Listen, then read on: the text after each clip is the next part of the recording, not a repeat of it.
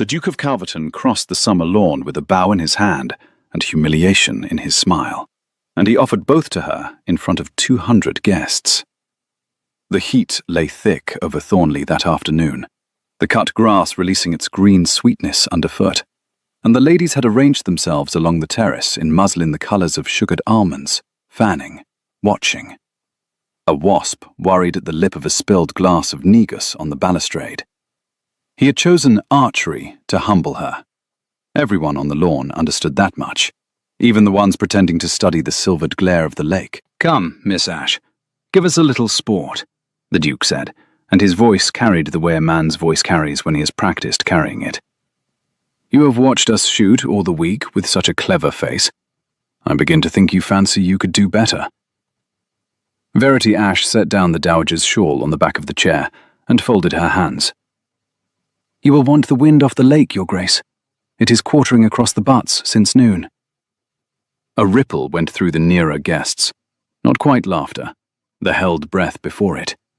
The Duke's smile widened, delighted, because he had wanted resistance, and she had handed him something better. Composure he could break. Wind. He turned the bow in his fingers so the late sun ran along the belly of the yew. "She speaks of wind. Hartley, did you hear? The companion gives us a lecture on archery." He came 3 steps closer, and the smell of him reached her. Linen warmed by the day, and under it the cold mineral smell of the linseed oil rubbed into the bow. That smell undid 11 years in half a breath. The terrace, the fans, the wasp, all of it went thin and far away. "I propose a wager, Miss Ashe." He held the bow level between them. "One end, 3 arrows each. If you outshoot me, I shall apologize to you before all these good people and never tease you again. And if I outshoot you, as I shall, you will sing for us tonight, whether you can or no." "I do not sing, Your Grace." "Then you had better not lose." She looked at the bow. She had been doing very well all week, at not looking at the bows. She had carried Lady Ottoline's smelling salts and her novels and her quarrels across this lawn 3 days running, with her eyes fixed politely on the middle distance, and she had told herself the ache under her ribs was the heat. Now the Duke held the thing out across the space between them, and she saw the bowyer's mark burned into the riser, a small running hair above 2 letters, and the breath went out of her, as though a hand had closed under her stays.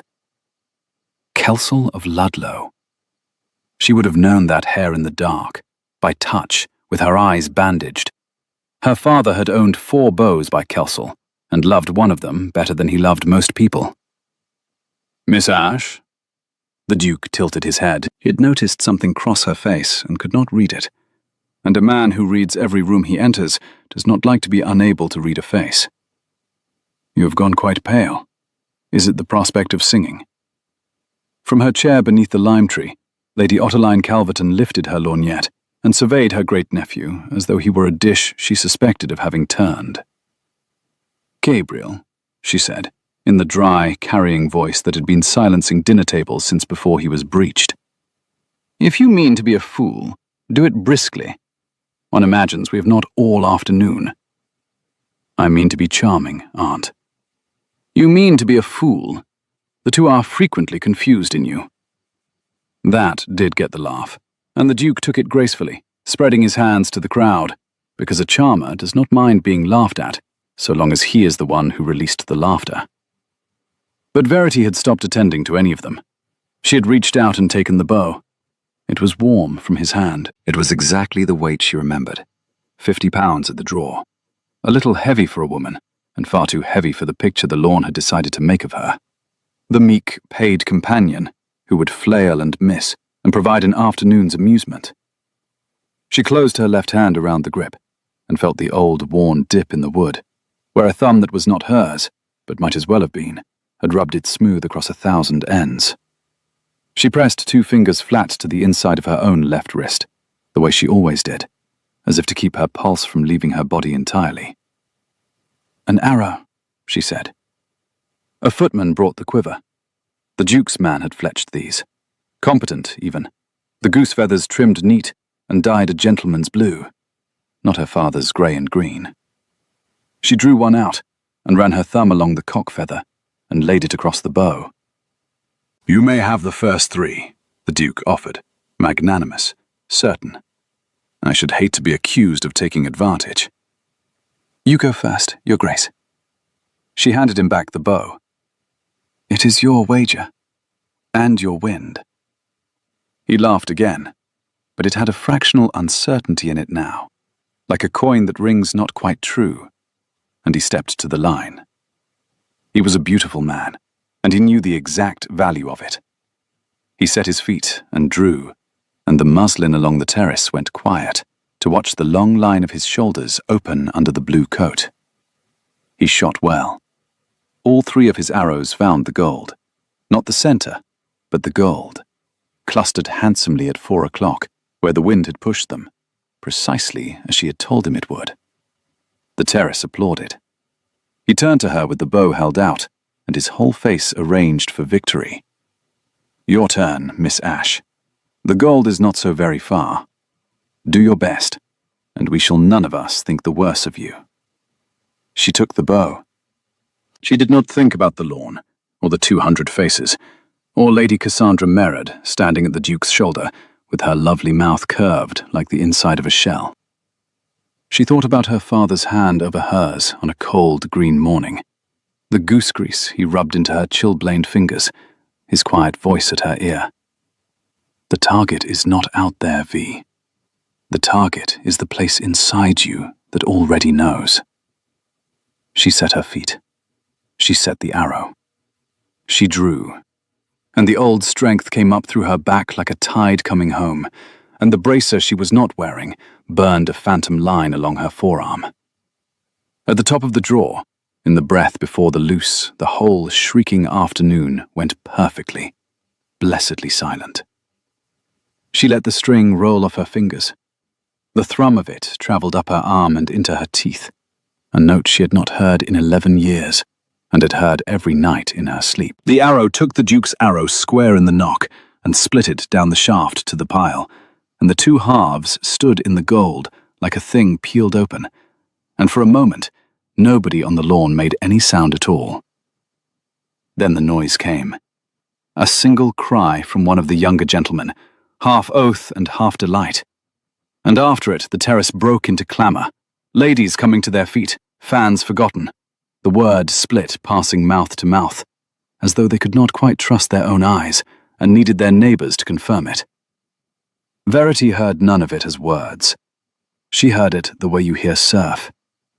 She was looking at the 2 arrows in the gold, hers driven through the heart of his, and her hands had begun very quietly to shake. The Duke of Calverton stood 3 feet from her, with his mouth slightly open, and absolutely nothing prepared to say. She lowered the bow. She turned, and she set it back into his hands, pressed it there, grip to palm, the way he had pressed it on her, and she closed his fingers around it with both of hers because his own had forgotten the office.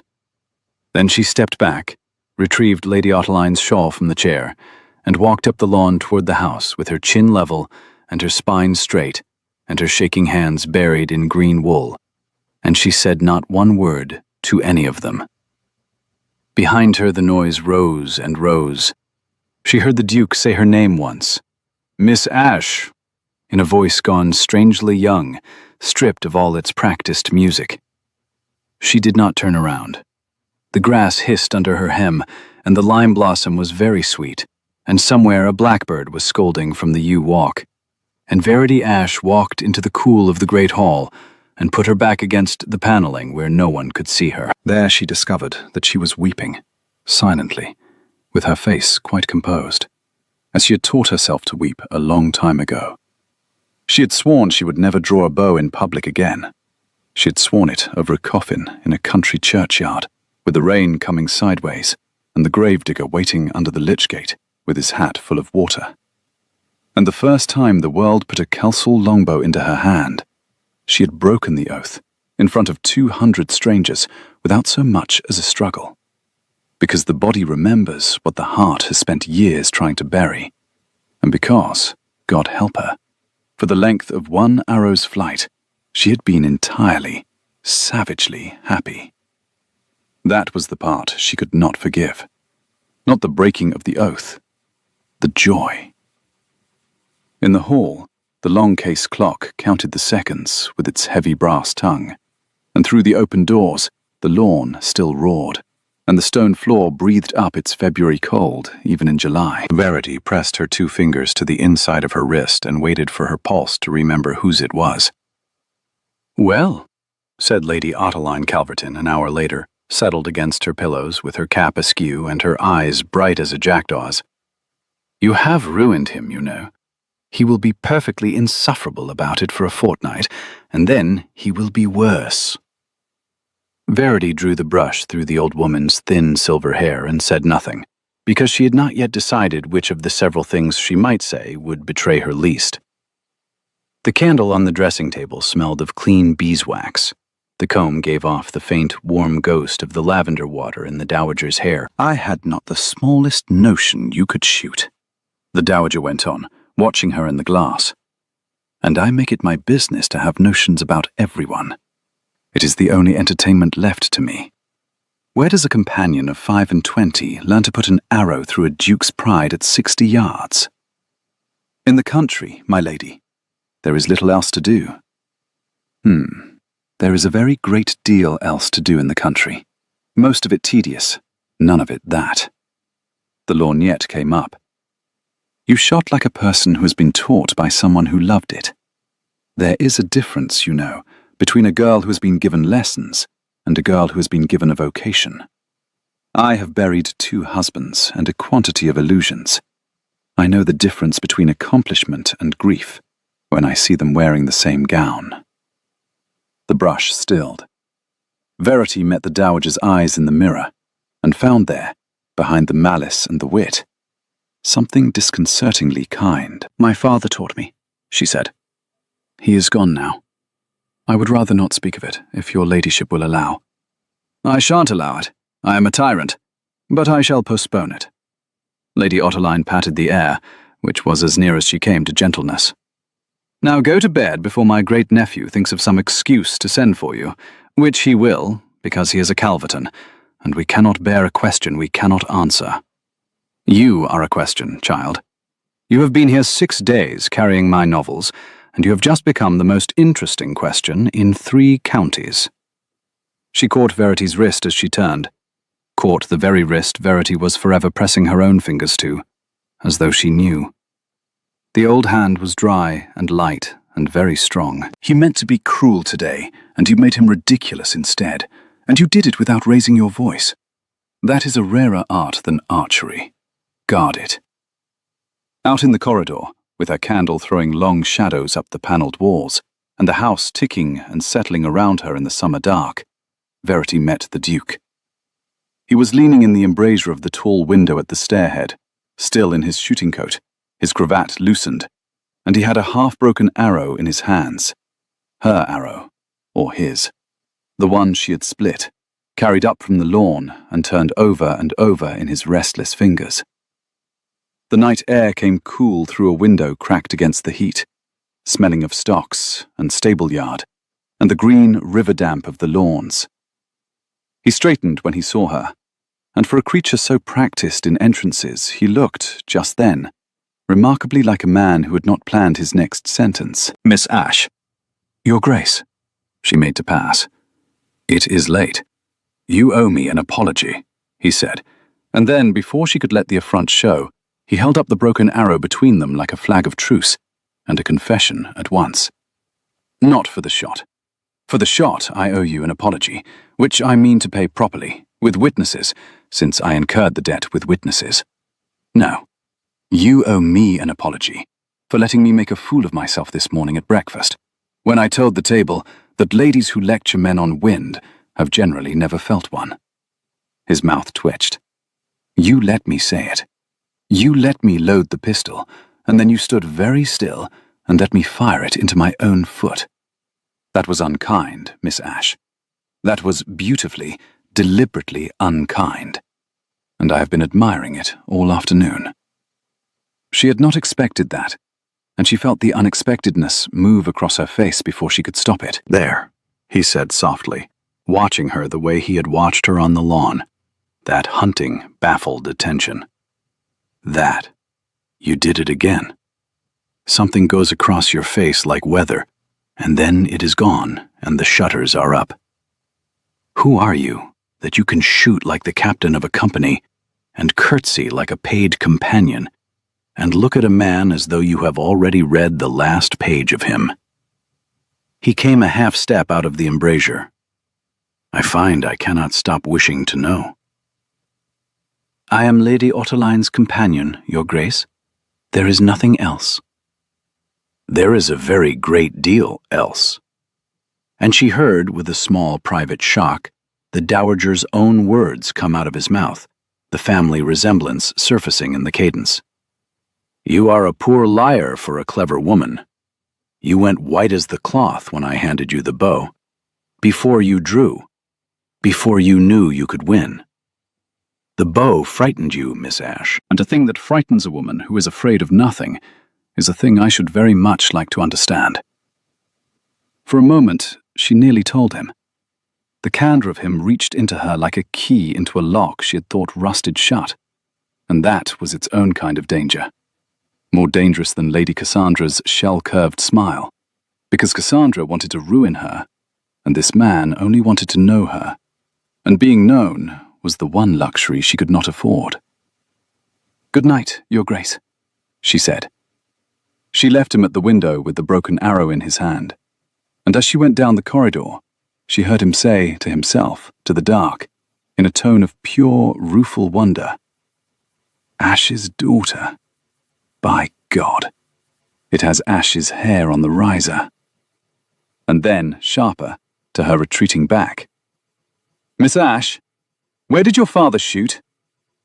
She kept walking, but her candle flame shivered, and she knew that the question she had crossed 2 counties and changed her name's whole meaning to outrun had found her after all, and that it wore, of all the faces in England, the face of the man whose father had taken everything from hers. He sent for her after church. That, at least, she had been clever enough to predict. She had spent the night arranging her defences, and the morning carrying Lady Otterline through the village service, the box pew smelling of dust and old hymn books, the parson's voice droning under the wasps in the high window. And when the footman came across the lawn with the Duke's compliments and the request that Miss Ashe attend his grace in the long gallery, she had her face already shuttered and her hands already still. The long gallery ran the whole north front of Thornley, 140 feet of dim, cool air, smelling of beeswax and old canvas, the Calverton ancestors glowering down from their frames at the parquet they had paid for. Her shoes woke small echoes off the polished boards. The Duke was at the far end, with his back to her, and beside him, on a green baize trestle that had no business in a picture gallery, lay a longbow. Even at 40 feet, even before her eyes had adjusted from the glare of the lawn, she knew it. She knew it the way you know a voice through a wall. "I had it brought up from the armory this morning," the Duke said without turning. "I have looked at it perhaps 4 times in my life, and never once properly. My father kept it in a case lined with green velvet, which is an absurd amount of ceremony for a length of yew, and he would let no one touch it, which my father was inclined to do with a great many things he could not enjoy." He laid one finger on the riser, on the small burned hair.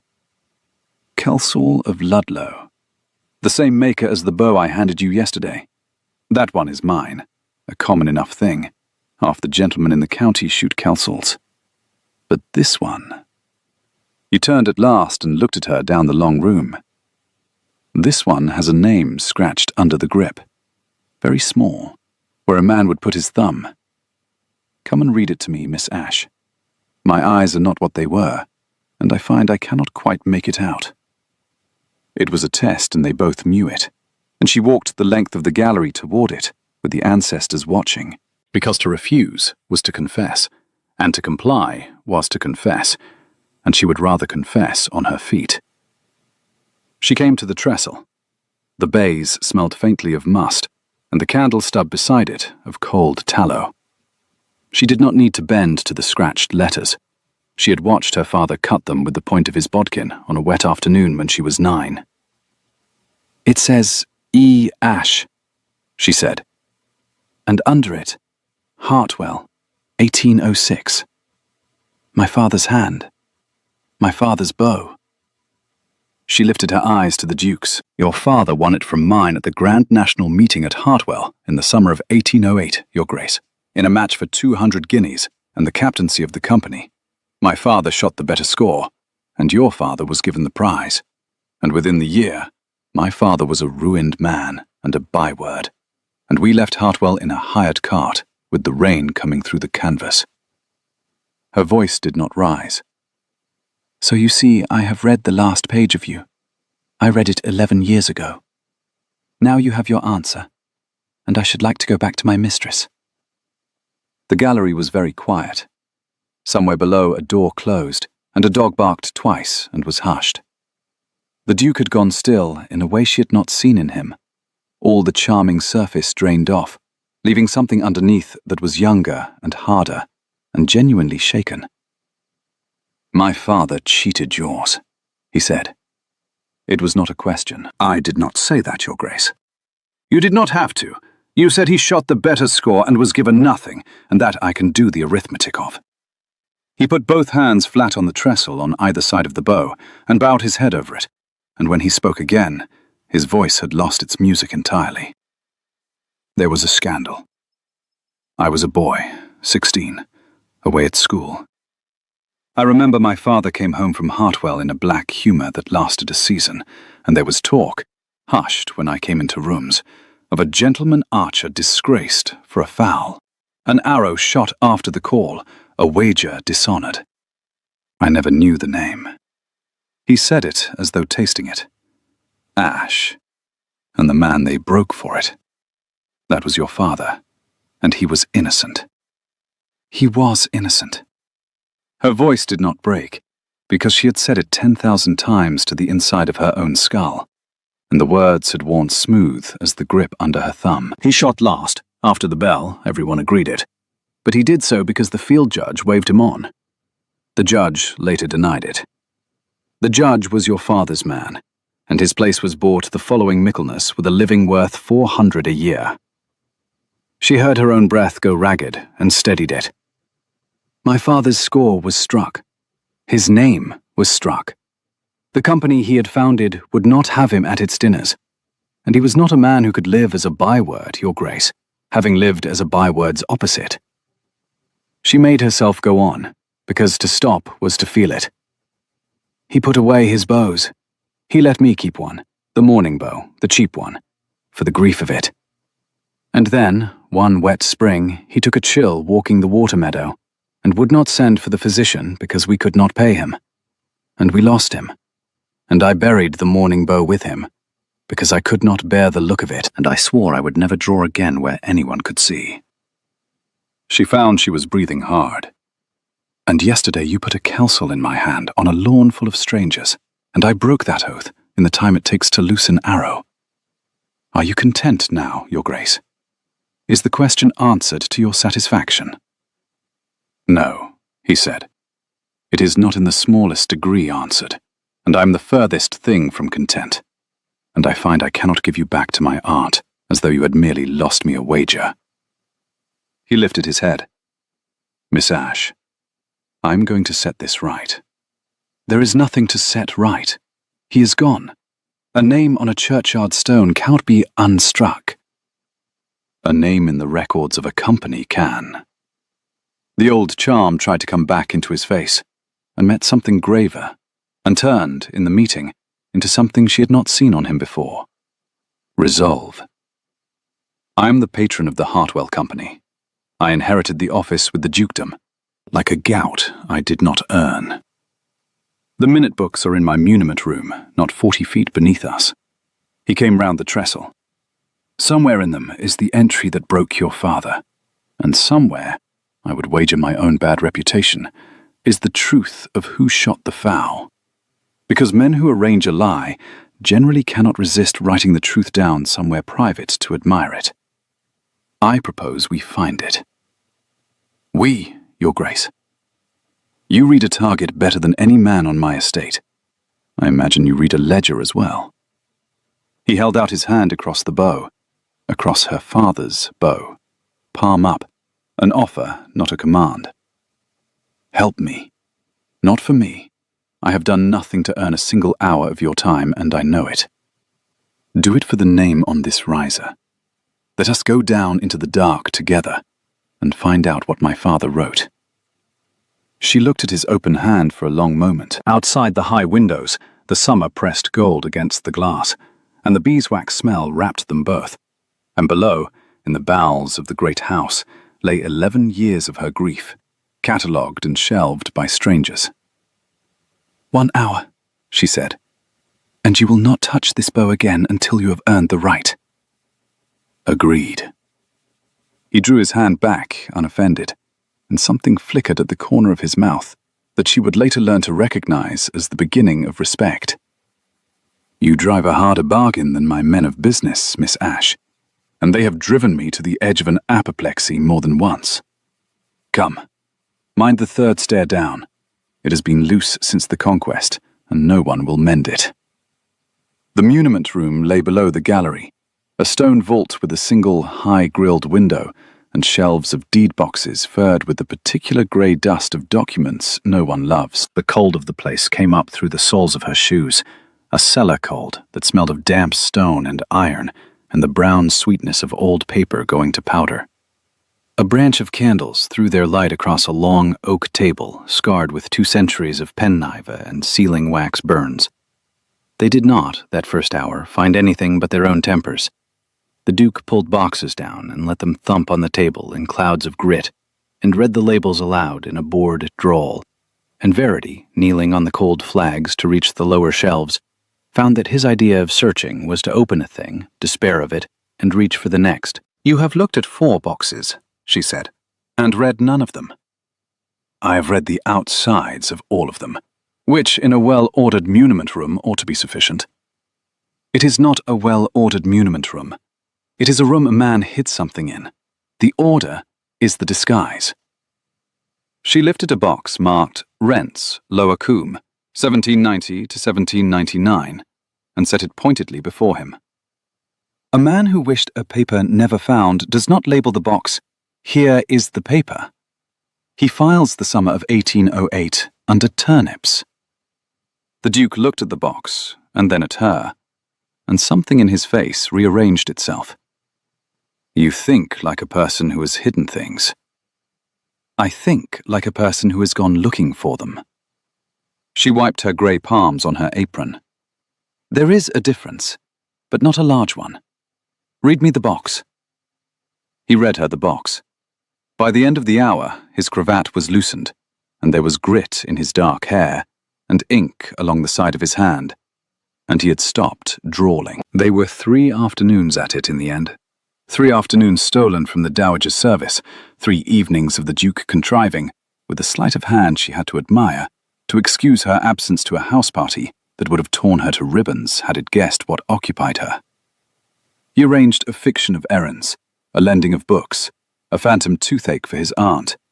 He lied to the ton with the ease of a man who had been performing for it since the schoolroom, and Verity, who lied only out of necessity, watched the talent with something between disapproval and awe. In his shirt sleeves, with ink on his cuff and his dark hair falling forward, he looked less like the Lord of the Lawn and more like a clerk who had been at it since dawn, and Verity found the change disarming in a way she resented. On the 2nd afternoon, she learned the shape of his loneliness without his ever saying the word. He had risen to fetch a fresh candle, and on his way back, he stopped before a tin deed box pushed to the dark end of the lowest shelf, and his whole easy body went still over it. He did not open it.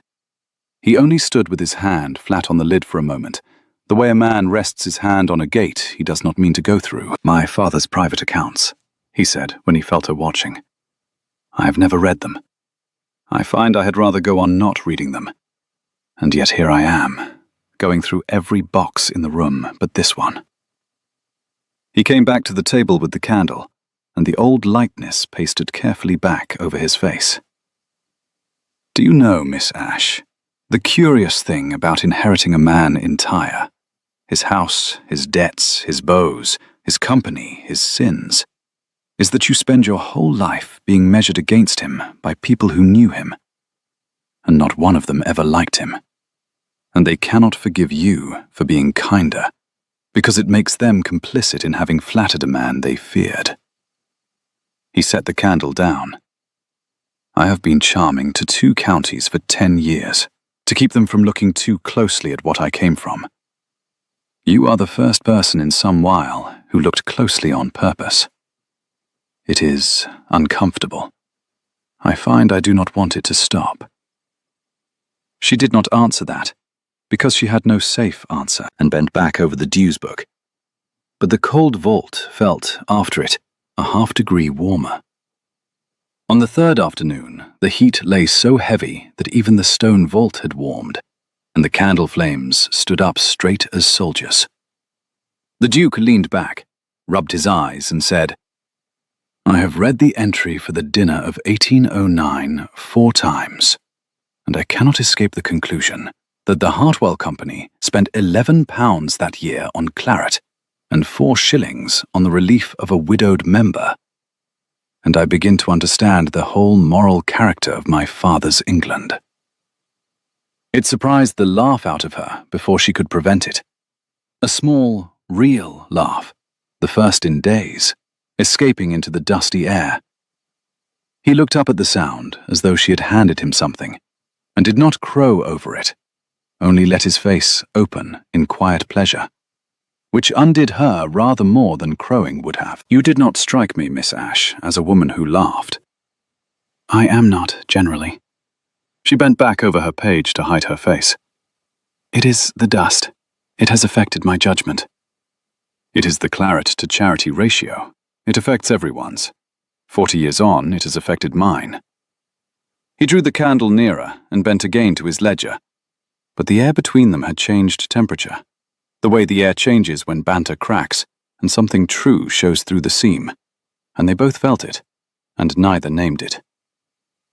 Read me the dues book for 1808 again, the summer meeting. Who paid late? She read, and in the reading, because grief had made her a careful reader, she caught what 3 days of his ducal impatience had skated over. A single member's dues marked remitted by the patron in a different ink. A Mr. Soames, who in the same season had been raised from field steward to a clerkship, and whose name appeared, when she chased it 3 boxes along, as the second of the 2 judges at the Grand National Meeting. The judge who had stood beside the bought judge, and said nothing. There, she said, and laid her finger on it, and her hand was steady, though her heart was not. 2 judges, your grace, not 1. The man whose place your father bought, and this man, Soames, whose debts your father forgave the same summer. 1 to wave my father on past the bell, 1 to swear afterward that no such signal was given. The dust hung gold in the candlelight between them. It took 2 to break in. I always knew it took 2. The Duke looked at where her finger lay for a long moment. Then he covered her hand with his, briefly, without design, the way a man steadies a thing he is afraid will be snatched away.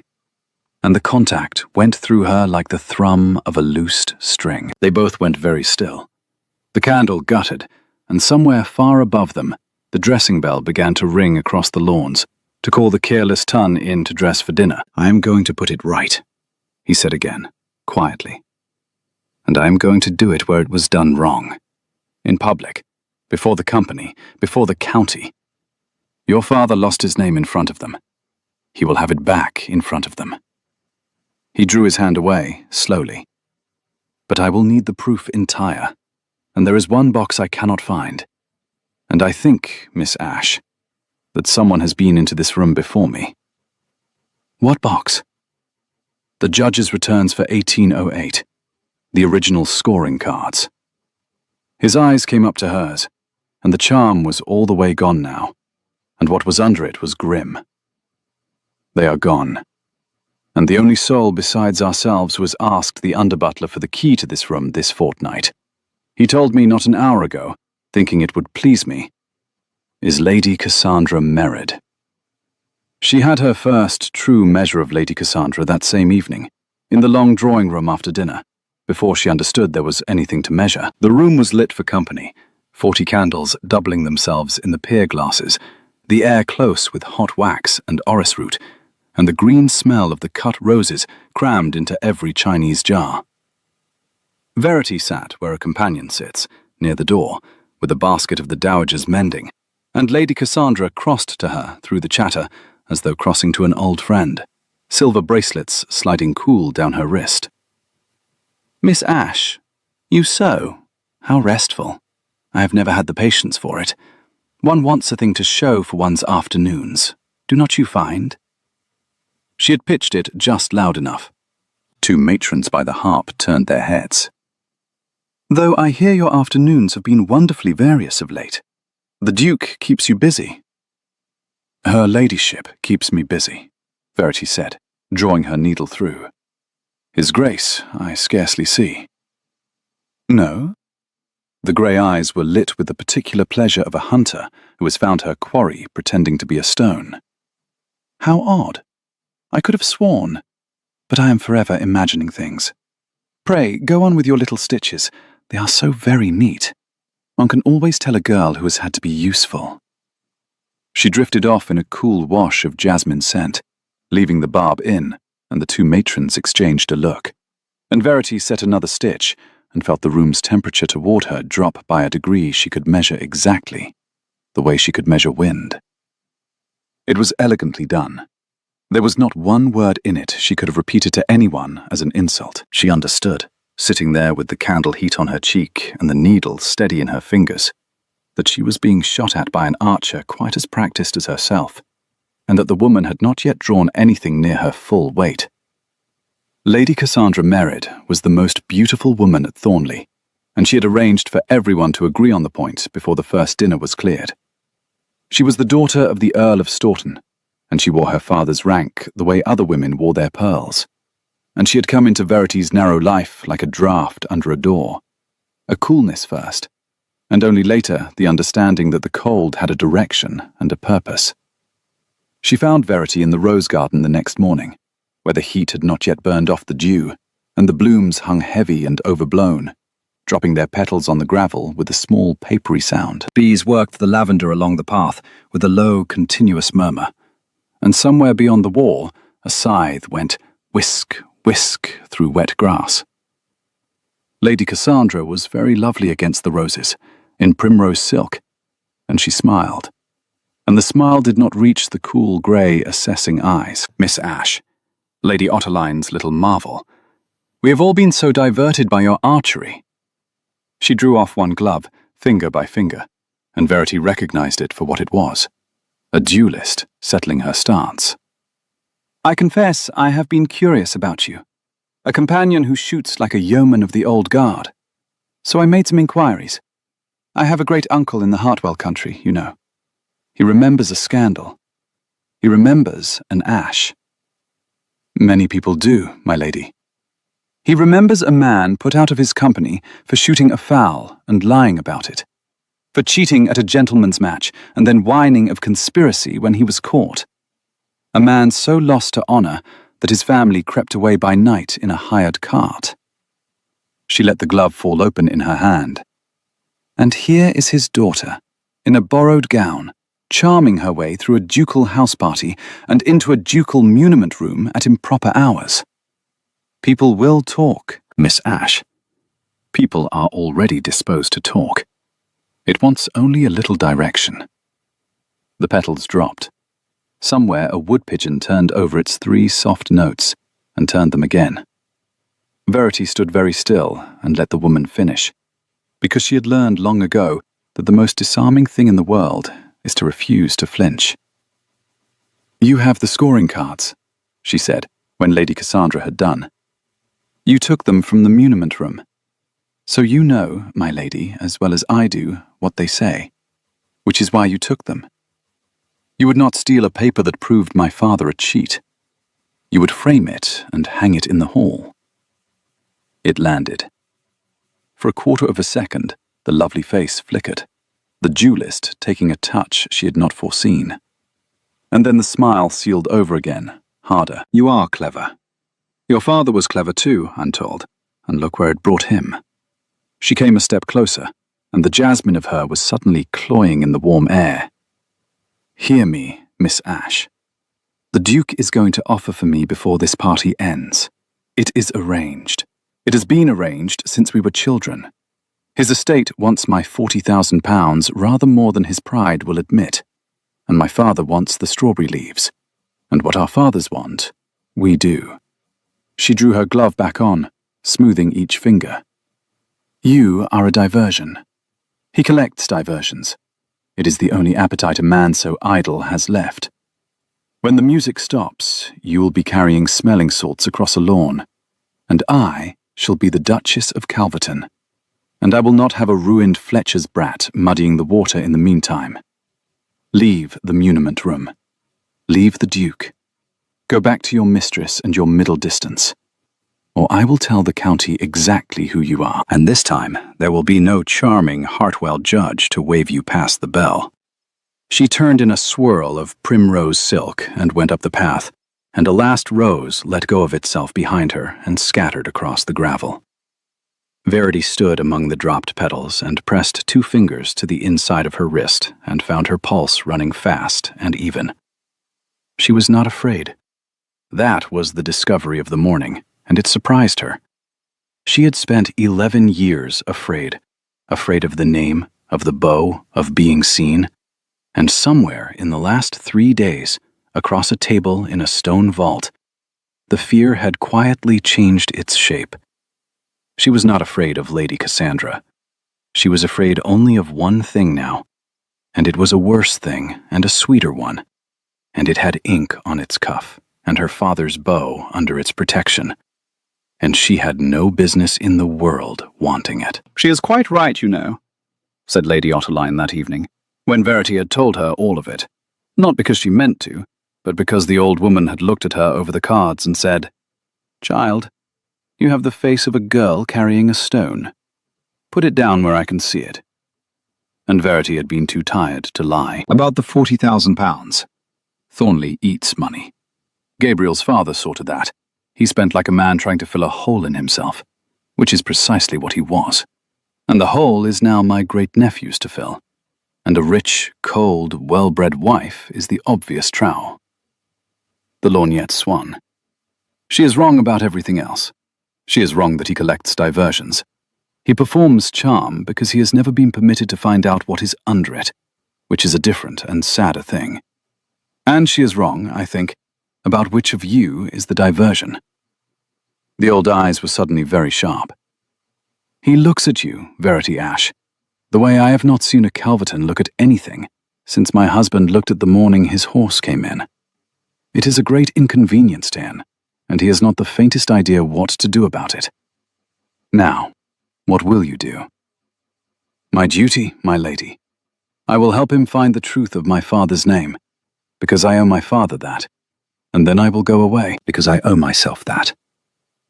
That is a very tidy answer, and I do not believe a word of it, the Dowager began, with maddening composure, to deal herself a game of patience, the cards whispering off her thumb. But I will postpone that argument too. I have a great many postponed arguments with you, child. You are the most interesting debt I have run up in years. She laid a black queen on a red king. Find the cards. He will need them, and so will you. A name is the only thing the world cannot give a man back once it has taken it, except another person who knows the truth of him and refuses to look away. You may yet give your father one of those, and Gabriel the other. Now go to bed, and Verity. She did not look up from the cards. When you have given them their names back, do not be such a fool as to leave before someone has had the chance to make you stay. They found the cards, because Verity thought like a woman who had hidden things. Lady Cassandra had not destroyed them. That was the Duke's first dark fear, voiced low in the muniment room, with the door barred and the candle smoking. But Verity shook her head. She will not have burned them. A weapon is only a weapon while it exists. Ash threatens no one. She has hidden them where she can produce them or suppress them as it suits her. Somewhere in her own keeping. Somewhere a lady's maid would not think to disturb. She thought of primrose silk and the cool grey eyes and the great care the woman took to be looked at. Her writing box. A woman who hoards a thing she means to use keeps it close, under her own hand, behind her own lock. It was the Duke who got them.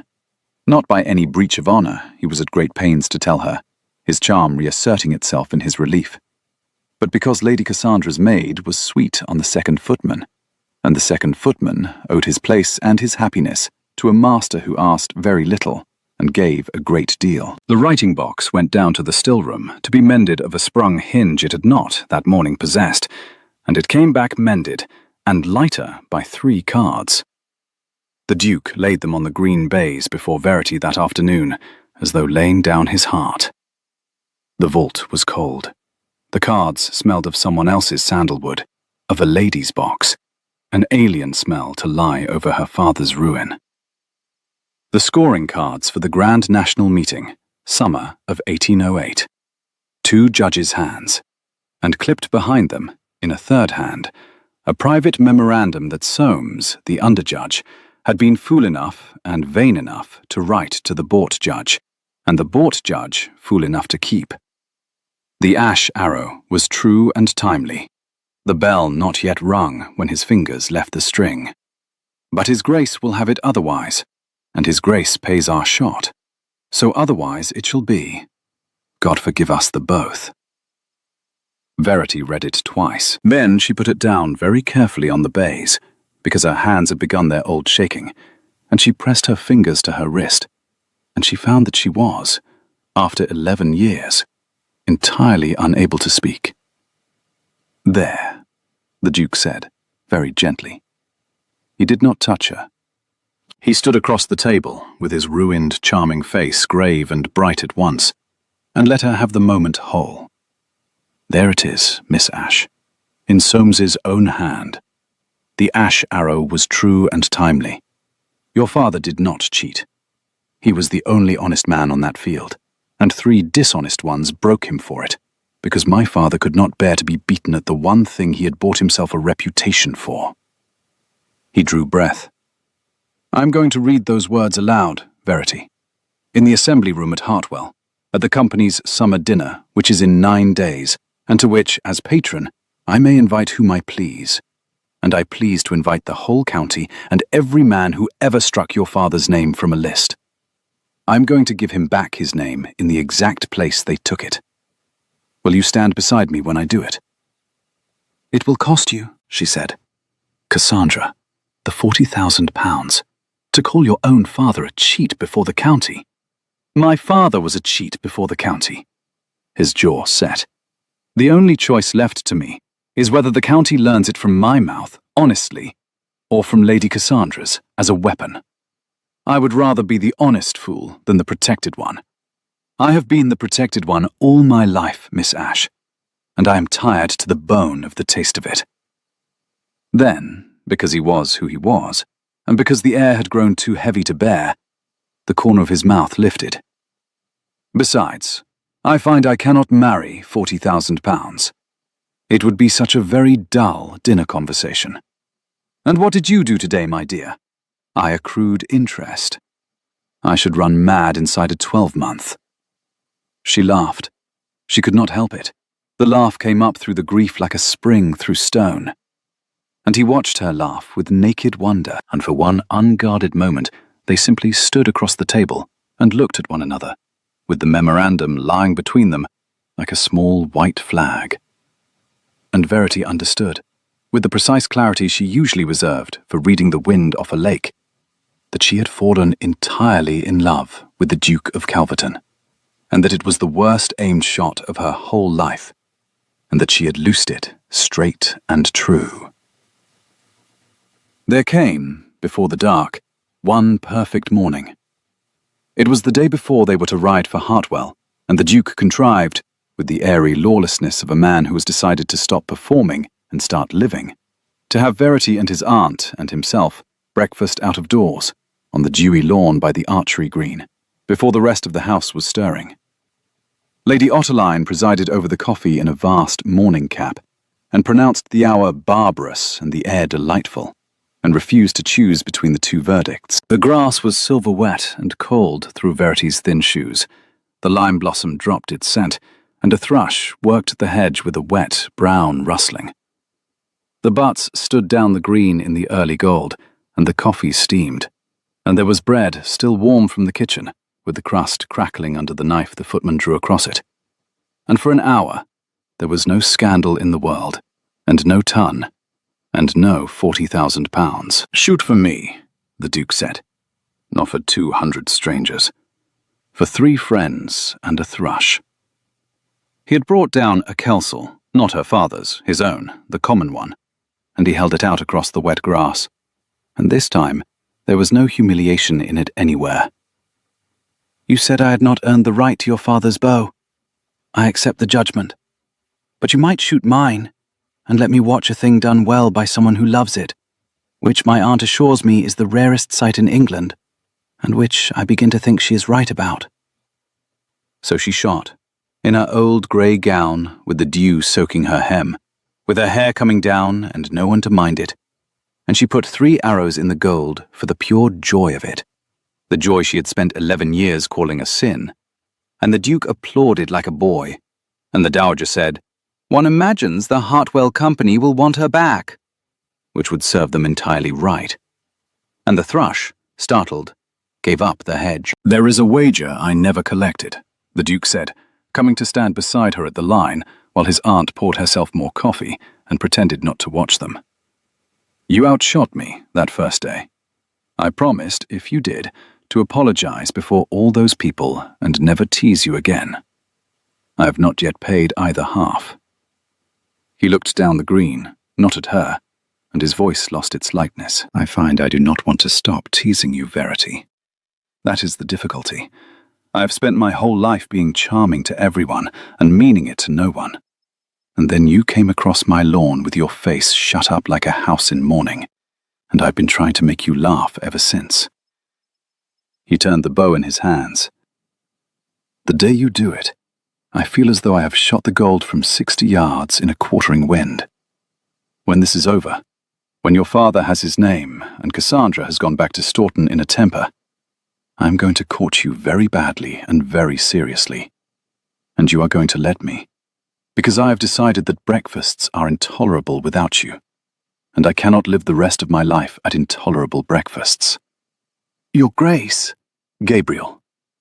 He turned to her at last. "When you are standing on wet grass at 6 in the morning, having just disgraced my marksmanship in front of my aunt, you may call me Gabriel. I insist upon it. It is the law of the Archery green." "There is no such law." "There is now. I am the patron. I have just made it. The green is lawless, and I am its only magistrate." And then, more quietly, all the charm gone soft and true. "Say it once, only once, so that I shall have heard it before we ride into the lion's mouth tomorrow." She looked at him in the gold morning, with the dew on his dark hair, and the lime blossom falling, and her father's old joy still warm in her drawing arm, and she let herself, for the length of one breath, be a girl on a lawn and nothing else. "Gabriel," she said. "There," he said unsteadily. "There. Now I am quite ruined, and it serves me right, and I would not have it otherwise." He pressed her hand once, between both of his, over the bow, the warmth of him surprising against her cold fingers, and the thrush came back to the hedge, and Lady Otterline declared the coffee cold, and the morning the best she could remember. For that 1 hour, the future stood open before them, green and gold and unguarded, with the lilacs of next spring already spoken for. It is the property of such mornings that you do not know, while you stand in them, that they are the last of their kind. They knew the trouble the moment they rode into Hartwell, because Lady Cassandra Merritt had got there first.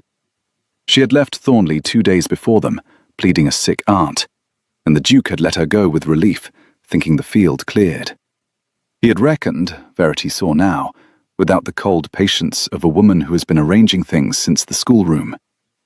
Cassandra had not gone to a sick aunt. She had gone to the county. By the time their horses came up the Hartwell street, the cobbles ringing under the hooves and the assembly room windows spilling their candlelight onto the worn stone, the whole gathering already hummed with a single, curated story. And it was not the story the Duke had come to tell. It was Verity's. She heard it move through the crowded, glittering room as she came in on the Duke's arm. Heard it the way she heard a roar of applause as surf, before the words resolved. The Ash girl, cheating Fletcher's daughter, wormed her way into Calverton's house, into his muniment room, my dear, at all hours. The aunt's companion, if you take my meaning, and now she has got the poor besotted Duke to agree to stand up before his own father's company and slander the late Duke's memory, to call a buried patron a cheat, all to gild her own ruined name, and he so blinded he cannot see he is being played as her father played the judges at Hartwell. Lady Cassandra stood at the centre of it in silver tissue, lovely as a blade, and she had taken Verity's truth and Verity's love and Verity's father and set them in exactly the frame she had promised, and turned every honest face in the room to flint. The Duke's hand tightened on Verity's. "It changes nothing," he said low, under the hum. "I have the cards. I have Soames's memorandum. The truth is the truth, and I will read it. And every soul here will hear it, as the lie a besotted man was talked into telling," Verity said. She saw it whole, the way she saw a wind. "She has made the truth into evidence of my wickedness before you have spoken a word of it." She kept her voice beneath the noise, her face turned to the candles so that no one might read it. "If you read those cards tonight, Gabriel, they will not hear my father exonerated. They will hear a duke unmanned by a schemer, disgracing his own father to please his—" She would not say the word the room was saying. "To please me. You will not give my father his name. You will lose your own and his, and I will be the cause, exactly as she designed." Her voice did not shake. It was very strange to her that it did not shake. "Do not read the cards. I will not let her win. You cannot win this room tonight. It is lost. She has aimed it and loosed it, and it has landed. The only thing left to lose is you." She drew her hand from his arm, there in the doorway, with the county watching and the candles guttering in the summer heat, and she made her face into the shuttered house he had first seen across the lawn. "I should never have let you take this up. I knew what it would cost, and I let myself forget, because the muniment room was warm, and you made me laugh, and I am as great a fool as my father, who also believed that the truth would be enough." She stepped back. "Go in. Do your duty by your name. I will go back to your aunt and my middle distance, where I belong, and where I should have stayed." And that night, in the narrow room the inn had given her, with the dinner's noise rising through the boards and the tallow candles smoking, and the unread cards in her own keeping now, and her father's exonerating truth lying useless in her hands, Verity sat at the window in the dark and let the worst of it in. Because she had learned long ago that the only thing more dangerous than grief is grief one will not look at. He had used her. That was the shape the night took, and she made herself hold it. The Duke of Calverton had been bored by a house party and amused by a companion who could shoot, and he had played at justice the way idle men play at everything, and when the game grew costly, he would, of course, do the sensible ducal thing, read nothing, marry the £40,000, and remember the Fletcher's daughter as a diverting summer. He had courted her on a wet lawn to gild an hour. He had pressed her hand over the bow, because pressing women's hands cost him nothing. He had spent his whole life learning that it cost him nothing. The breakfast, the green, the lilacs of next spring, those had been the most beautiful performance of a man who had told her himself, with his own mouth, that he had been charming to everyone and meant it to no one. She had been the no one. She had let herself be the no one. She had stood on the grass and called him Gabriel, and believed, for one unguarded hour, that a duke would burn £40,000 and his father's memory for a paid companion in a borrowed gown. And the believing was the fowl she had shot after the bell, and there would be no judge in England to wave her past it. The cards lay on the sill, ghost pale in the dark. The dinner roared below. A glass broke somewhere, and a man laughed. Verity Ash rose from the chair and folded the unread truth into her father's old mourning glove that she carried always, and laid it in the bottom of her box, and put on her bonnet to go down and order the carriage that would take her back to Thornley and out of the Duke's bright, dangerous life before the candles had even burned to their sockets. She got as far as the inn yard, where the ostlers were walking the carriage horses in the warm dark, and the moths beat soft and frantic at the lantern, and the whole yard smelled of hot horse and dung and crushed chamomile from the cracks between the stones, before she found she could not, after all, run away, without doing the one thing she had crossed 2 counties to avoid: telling the truth, out loud, in public, with her own name behind it.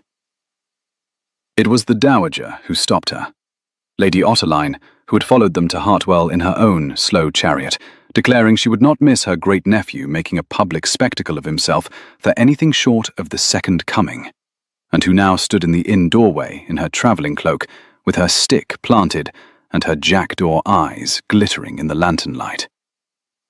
"Running, are we?" she said. It was not a question. "I had thought better of you.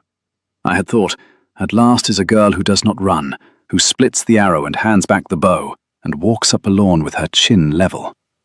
And now I find her ordering a carriage in the dark, like every other frightened creature I have ever had the misfortune to chaperone." She came down the step, refusing the ostler's arm, her stick ringing on the cobble. "You think he has used you? I can see it in your stupid, brave face. You have decided he is his father, because that is a safer thing to believe than that he is himself, and that he loves you, since the first only breaks your heart, and the second requires you to risk yours." The stick came up and tapped, very gently, the centre of Verity's breastbone. "I know the arithmetic, child. I have done it. I did it for 40 years. Now you will listen to an old woman who has buried 2 husbands, and every illusion but one. He has been in that assembly room this half hour, with the cards you left in your box. I did not leave them, which my great-nephew's footman, who is a deal cleverer than my great-nephew, abstracted from your box the moment he saw the carriage ordered, because that boy at least understood what you are too frightened to understand, that the truth in your keeping was never only yours to run away with." The old eyes blazed in the mothlight.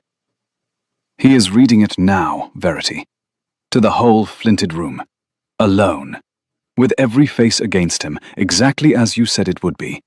And he is doing it anyway, because you told him not to, and he would rather lose the county than let you be the thing they are saying you are. Now," she drew breath, "would you let the man stand up there alone and bleed for your father's name while you wait in a yard? Or will you go in and do the one thing only you can do? Stand beside him and put your own arrow through the lie, the way you were born to."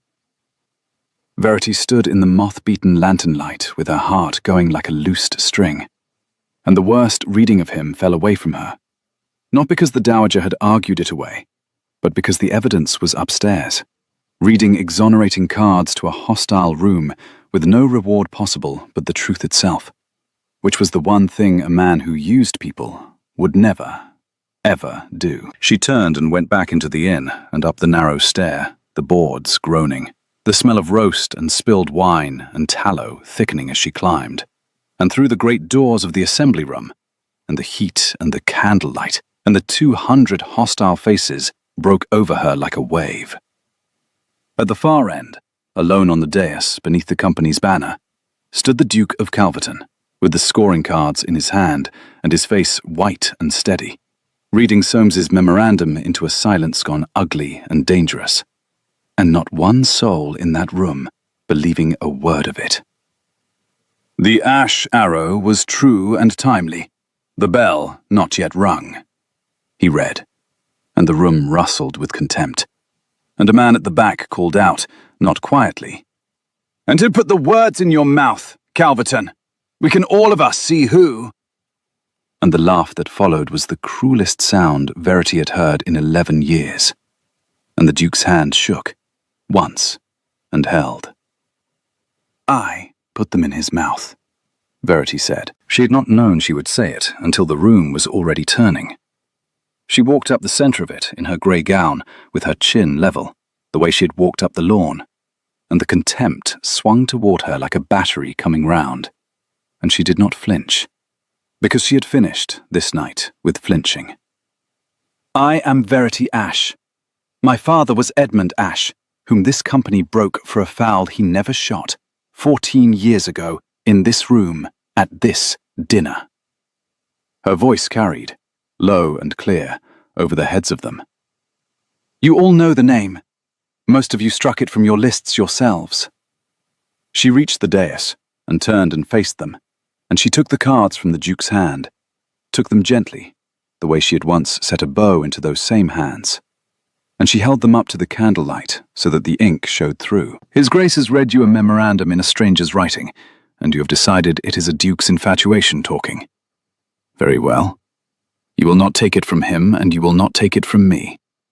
So take it from the only thing in this room that cannot lie, that has no estate to gild and no marriage to make and no name to save." She set the cards down on the green cloth of the high table. "Bring out the company's own bow, the patron's bow, the test bow, that hangs on the wall behind you and has hung there since before I was born, and set up a single butt at the end of this room." The murmuring had stopped. She let it stay stopped. "My father was broken on the claim that he could not have shot the gold honestly, that his skill itself was the proof of his cheating, since no honest gentleman shot so well. I am his daughter. I was taught by his hand. Let me shoot." She looked from face to face, slowly, the way she would read a line of butts. "And if I cannot put 3 arrows in the gold, before all of you, with no judge to bribe and no bell to ring, then call my father a cheat, and me a schemer, and have done. But if I can—" Her voice did not rise. It went very quiet, and the room leaned in to catch it. "Then you will know what an ash arrow looks like. And you will know that no man who could shoot like this ever needed to cheat at anything. And you will give my father back his name." The silence held, and then, from the doorway, the dowager's dry voice fell into it like a coin on marble. "One imagines the company can hardly refuse. It would look so very much like fear." They brought the bow. It was a Kelsall. Of course it was a Kelsall, the company's own, the test bow, the twin of the one in the ducal armory. And when they set it in her hand, it was heavy and true, and smelled of linseed and yew, of cold green mornings, and her father's voice. Tables were dragged back with a long shriek of legs on boards, a straw butt carried in and set against the panelling at the room's far end, the painted gold of its face catching the candlelight. Verity Ashe stood at the line they cleared for her, with the whole county arrayed against her, and felt the old tide of strength come up through her back like something coming home for good. She did not think about the room. She thought about her father's hand over hers. "The target is not out there, V. The target is the place inside you that already knows." She set her feet on the assembly room boards where he had stood 14 years before. She set the arrow. She pressed 2 fingers, once, to the inside of her left wrist, and felt her own pulse, steady now, entirely her own. She drew, and the candle flames stood up straight, and the room went perfectly, blessedly silent. And at the top of the drawer she was not afraid of the joy any longer. She let it come. She let it fill the whole drawn shape of her. She loosed 3 arrows into the gold so fast the room had not finished gasping at the first before the third stood quivering beside it, and the 3 of them clustered tight in the center, close as the petals of one rose, and the thrum of the last string hung in the candle smoke like a struck note. Then she lowered the bow into the absolute stillness, and she turned to the company, and she found her voice was clear and carried to the farthest flinted face. That is what my father taught me. That is what they broke him for being able to do. Now you know. The room broke, but not as it had broken on the lawn into delight. It broke into shame, which is a heavier and a slower thing. The silence of 200 people, each privately doing the arithmetic, and each privately arriving at the same unbearable sum. An old man near the front rose unsteadily to his feet, the company's senior member, who had been a young one at that ruinous meeting, and he gripped the chair back, and his voice cracked across the quiet. I struck his name. God forgive me. I was there, and I doubted, and I struck it. I knew that arrow was true. We all of us knew. We let His Grace's Father buy the knowing out of us. And he bowed, to Verity, to the empty place on the boards where her father had stood, and one by one, like a field of corn going down before a slow wind, the rest of the company rose and bowed too, chairs scraping, candle flames bowing with the stir of so much cloth. And the name of Edmund Ashe came back into the room it had been driven out of. Verity stood among the restored truth of it, with the bow in her hand, and could not, for a long moment, see anything at all for the brightness in her eyes.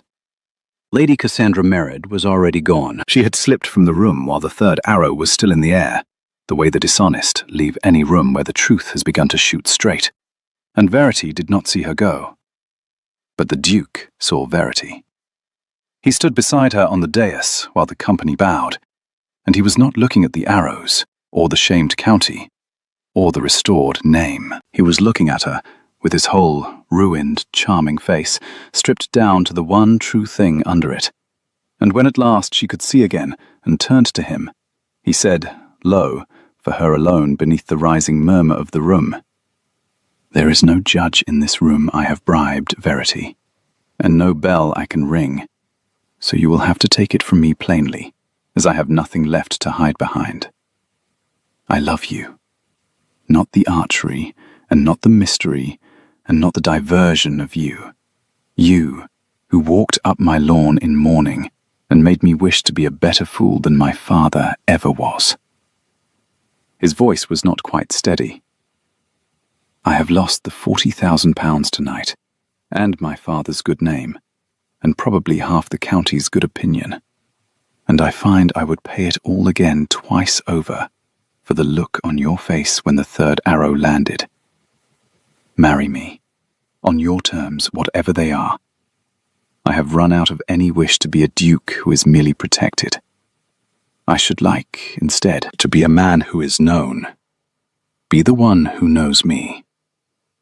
She did not give him her answer in the assembly room, because some things are not for 200 faces. She gave it the next morning, on the wet green at Thornley, where the lilacs were not yet come, but were promised, and where the thrush had gone back to the hedge. But there was a thing to be done first, and it was Lady Cassandra who did it, which surprised Verity more than anything in that whole bright summer. She came to Verity's room at Thornley on the morning after Hartwell, very early, before the house had stirred, and Verity, opening the door to the smell of the cold corridor and a single gutted rushlight, found her without her armor for the first time. No silver tissue, no shell-curved smile, only a traveling gown and a face scrubbed of all its arrangement, and under the scrubbing, something Verity recognized, because she had worn it herself for 11 years. It was the look of a person carrying a stone. Verity had seen the first edge of it 3 days before, by accident, and had not understood it then. She understood it now. She had passed the library at Thornley in the dusk and seen Lady Cassandra alone inside, not knowing herself observed, standing at the cold hearth with a letter open in her hand, a tradesman's letter, by the cheap grey paper of it, and her lovely face had been doing something it never did in company. It had been frightened. She had read the letter twice, and folded it small and pressed it to her mouth for a moment, as though to keep something in. And then she had smoothed her face into its company shape and walked out past the very door where Verity stood, and had not seen her. Verity had stepped back into the dark and let her pass, and said nothing of it to anyone. Now Lady Cassandra stood in the doorway, with the same fright under the same scrubbed surface, and she held out a folded paper, and she laid it, when Verity did not at once take it, on the small table just inside the door, on the surface within Verity's reach, the way one surrenders a weapon by setting it down rather than handing it over. "My father is ruined," she said, without preamble, in a voice gone flat and bare. "The Earl of Staunton. £40,000 is what I was to bring Calverton. And there is no £40,000.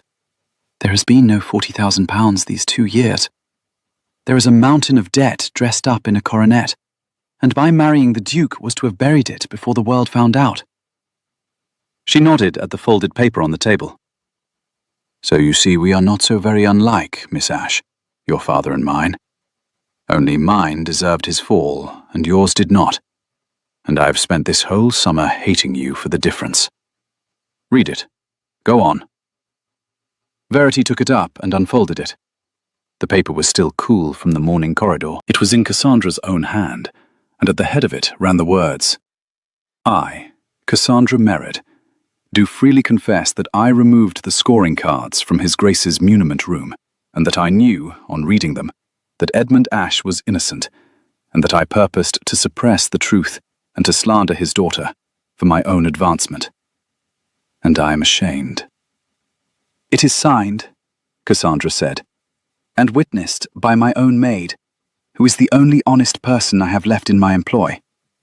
You may show it where you like, to the Duke, to the county.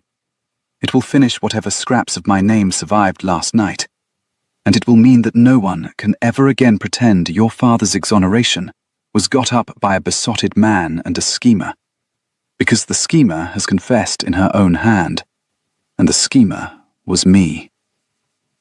For a moment, the old hardness flickered up, defensive. "Do not imagine I have grown good. I have grown beaten, which is a different thing, and I find I would rather be beaten honestly than win the way my father wins." Then, lower, the hardness gone out of her. "He stood up there alone and read those cards to a room that hated him for it, all to keep them from calling you what I had taught them to call you. No one ever."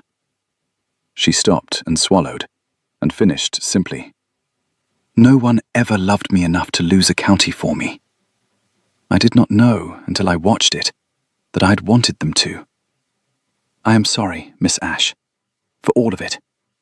It is a poor, cheap word for what I did, but it is mine, and I am saying it to your face, which is more than my father ever did to anyone."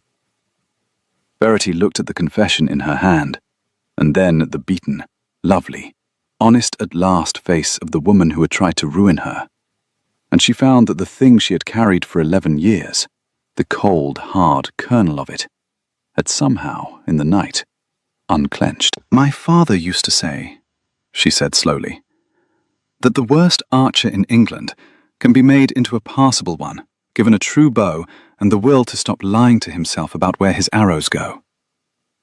She folded the confession and held it a moment, then set it down again on the table between them, returned the weapon to neither hand, laid it in the neutral ground. "I do not need to publish this. The company has given my father his name. That is done. It does not require your ruin to stay done." She drew breath. "Keep it or burn it. But the truth of you is out now, whatever you do with it, my lady. And I have found the truth of oneself is a great deal lighter to carry than the lie, however it looks from the outside. I would not wish the lie back on anyone, not even on you." Lady Cassandra looked at the paper on the table for a long moment. Then she left it lying there and inclined her head, a real bow, small and stiff and unpracticed, and went out, and Verity heard her carriage on the gravel an hour later, going back to Sturton and whatever honest poverty waited there, and she never used the woman cruelly in her thoughts again. She gave the Duke his answer on the green, as she had meant to. He was there before her, in his shirt sleeves in the early gold, the dew darkening the hem of his coat where he had thrown it over the bench, and he had brought down from the long gallery her father's bow, the Kelsall with the running hair and the scratched name E. Ash Hartwell, 1806, and he held it out to her across the wet grass, and this time there was nothing in the holding out but homage. "I said I would not touch it again until I had earned the right," he said. "I do not know that I have earned it. But I have brought it to you, which is a different thing, and a better one, because it was never mine to earn. It was only ever mine to give back. It is yours, Verity. It always was." He looked down the green, not at her. "Take it, and let me watch you shoot it, and tell me, while you draw, whether you will have me, because I find I cannot bear to ask you face to face. You read faces too well, and I have decided I would rather hear my fate while you are looking down the green at the gold, and not at the wreck of me." She took her father's bow. It was warm from the sun, and it was the exact weight she remembered, and the worn dip under the grip fitted her thumb as though the wood had spent 11 years waiting to be fitted. She set her feet on the wet grass. The thrush sang from the hedge. She set the arrow. She drew, and the strength came up through her back, and her father's joy and her own ran together until she could not have told them apart. And at the top of the draw, she said, quite steadily, looking down the green at the gold, and not at him at all, "Yes, Gabriel, on my terms. The first of which is that you will learn to shoot well enough that I am not ashamed to be seen beside you at the company dinners, for I mean to take my father's place in it, and I will not have a husband who clusters his arrows at 4 o'clock and blames the wind." She loosed. The arrow took the gold square in the center, and the thrum of the string hung in the lime-scented air, and she heard him laugh behind her. The real laugh. The one with nothing performed in it. The one she had spent the summer learning to draw out of him, as surely as he had drawn the joy back out of her.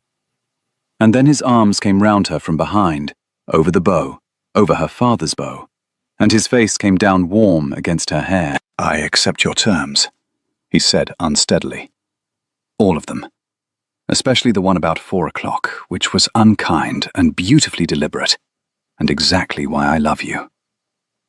They were married in the autumn, when the lilac she had been promised had given way to wood smoke, and the first frost lay along the butts in the early mornings. And the wedding itself took 2 lines in the parish register and no more, because the things that matter take up very little room on paper. Lady Otterline came in a cap the size of a haystack, and wept all through it, and denied it furiously afterward, and dared anyone to say otherwise. The Hartwell Company sent their new lady member a set of silver-tipped arrows and a stiff, ashamed, heartfelt address, restoring Edmund Ashe to the roll of honour. His score for the summer of 1808 entered at last beside the word true. And on a green morning the following spring, with the lilacs out at last along the south wall, and their scent coming heavy and sweet through the open windows, the Duchess of Calverton stood at the end of the long lawn at Thornley, with her father's Kelsall bow in her hand, and taught her husband, for the 100th patient time, where the wind off the lake would take an arrow that left the string too proud. The thrush worked the hedge. The cut grass was sweet and wet underfoot. Down the green, the butt stood waiting in the gold, and the 2 halves of a long-ago split arrow hung framed on the morning-room wall behind them, kept for the joke and the memory of it. "Off the lake," she said, "and quartering. You will want to aim a hand to the left and forgive yourself nothing." "I never forgive myself anything since I married you," Gabriel said, drawing, his arrow leaving the string at last almost true. "It is exhausting, and I recommend it to everyone." She laughed, and pressed 2 fingers to the inside of her wrist out of an old habit she no longer needed, and felt her pulse running easy and entirely her own.